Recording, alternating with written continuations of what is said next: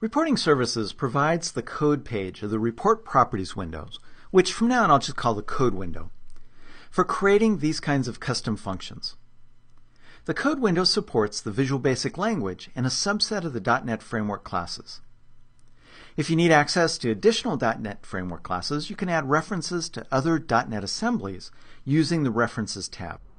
Now, before we really look at the details of this, I want to give you a piece of advice.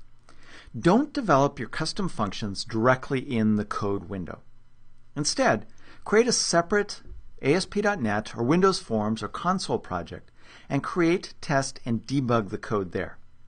Once the code works to your satisfaction, then copy the function or functions to the clipboard and paste the code into the code window. The reason is that the code window has basic support for editing code, but it doesn't have the robust code editor and debugging features of the full version of Visual Studio.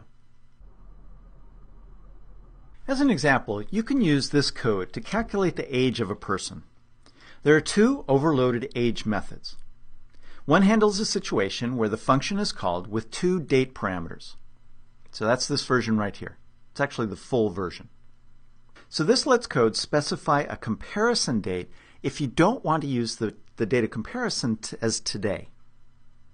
And then this overloaded version takes only a single parameter, the birth date, and then, because the second parameter is not specified, it just says that we're going to base the calculation on today, and then calls this function.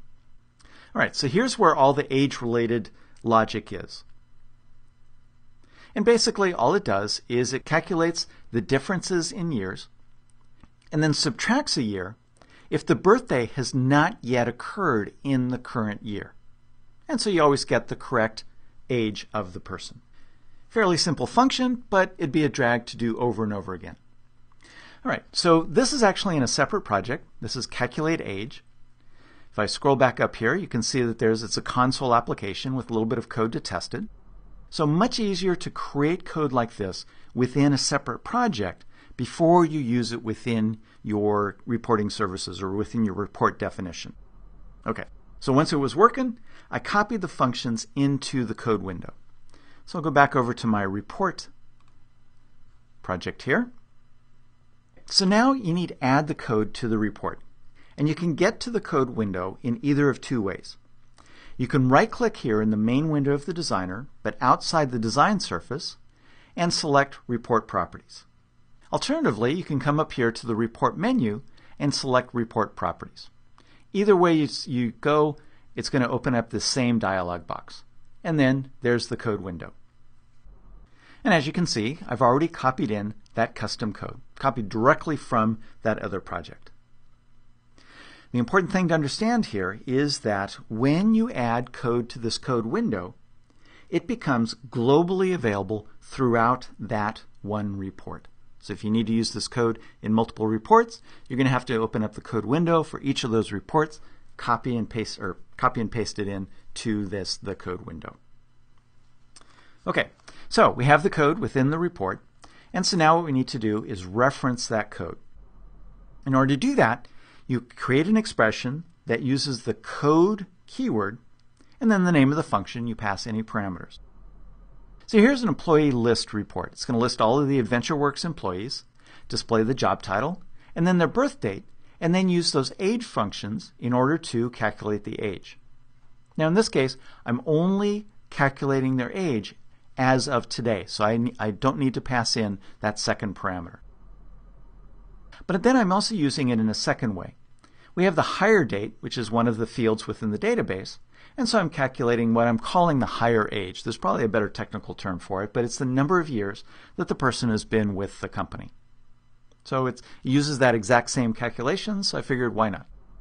All right, I'll go ahead and preview the report so you can see what it does. As you can see, we have a birth date of February 11th, 1969, and as of today, that person is 44 years old. Here's somebody who's 52 years old, 1971, 41-year-old, and so forth. So here's somebody who was born in 1982, today is 30 years old. And then there's the hire date, 4/15/2007. So as of today, that person has been with the company for 6 years, or 9 years, or 10 years, or whatever. Okay. So here's where I used that custom function. Go into expression, and there you can see, use the keyword code, .age, and that gives you access to that.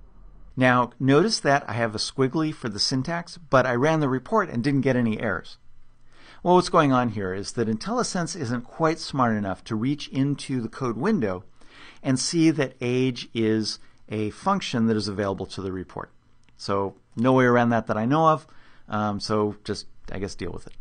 And then it's going to pass in the value of the birth date field, and then the function returns the age, and then that's assigned as the value of the expression, and that's why the employee's age was displayed in the report. And then same thing happened here within the higher age. Expression, exact same function call, but this time just passing in the hire date instead of the birth date.